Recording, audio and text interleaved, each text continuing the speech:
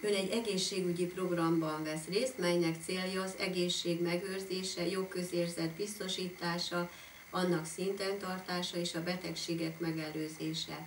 Az irisz-elemzés a szivárványhártya leképeződése, mely információt ad a szervezet általános egészségi állapotáról, a szervekről, az idegrendszerről, a szívérrendszerről, a légzőrendszerről, emésztőrendszerről, mozgásrendszerről, a hormonrendszerről, illetve a betegségekre való hajlamról.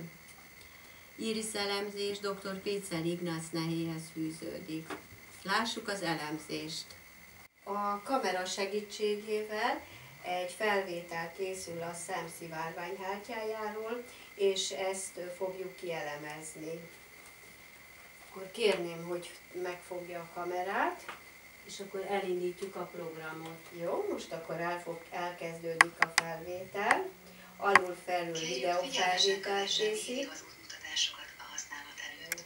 Jó, itt Fordítsa enyhén lefelé az arcát. picit így, nagyra kinyitni a szemet, nagyra, alul-felül videó. Fordítsa enyhén. Az adatok begyűjtése Jó. befejeződött. Megvan a felvétel, itt a Az szemet, adatok a gyönyörű, képek szép. feldolgozása folyamatban van. Az elemzést el tudjuk küldeni e-mailbe, és akkor otthon is lehet látni, illetve papír alapon is adjuk. Gyógyszert tetszik-e szedni? Állandót nem. Rendben van.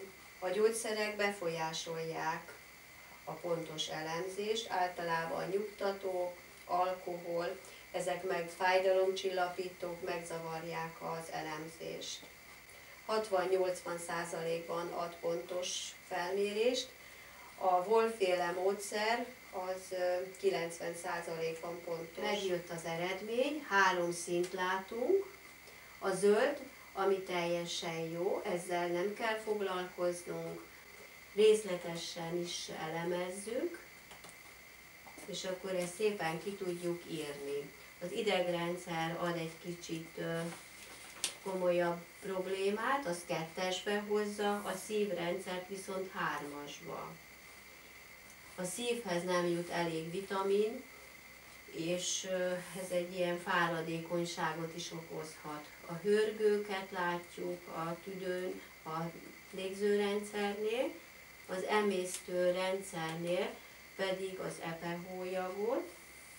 Itt általában paraziták szoktak megbújni, és a hasnyálmirigyet. A hasnyálmirigy problémája lehet geoszmog, gluténérzékenység, elektroszmog, nehézfém terheltség. Ezt a Wolf-féle mérési módszerrel tudjuk pontosan megmondani. Az endokrin rendszer, a hormonrendszernél tetszik-e számítógéppel foglalkozni? Igen.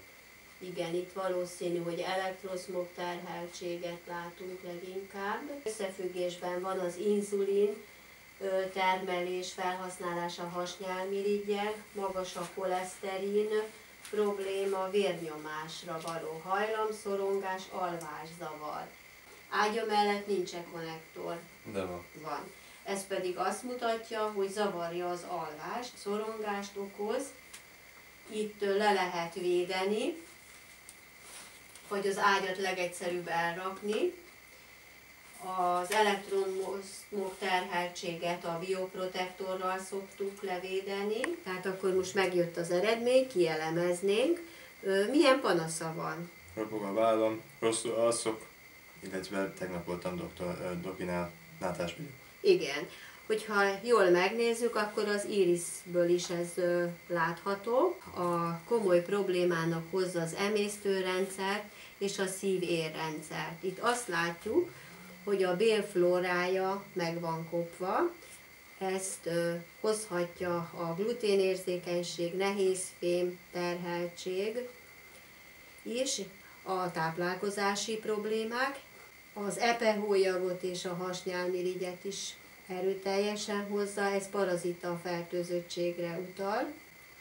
A megoldás, amit javasolnák, egy nagyon jó bélflóra javító, a Regaflor, amelynek az a célja, hogy mindenkinek a saját bélflóráját építi helyre és nem visz be idegen anyagot, tehát így elszaporodik, ezáltal kipusztulnak a paraziták, és javasolnám még egy kicsit a táplálkozásban a változást. Nem tudom, hogy mennyi kenyeret, szénhidrátot tetszik fogyasztani. Naponta 2-3 szeletet. 2-3 szeletet.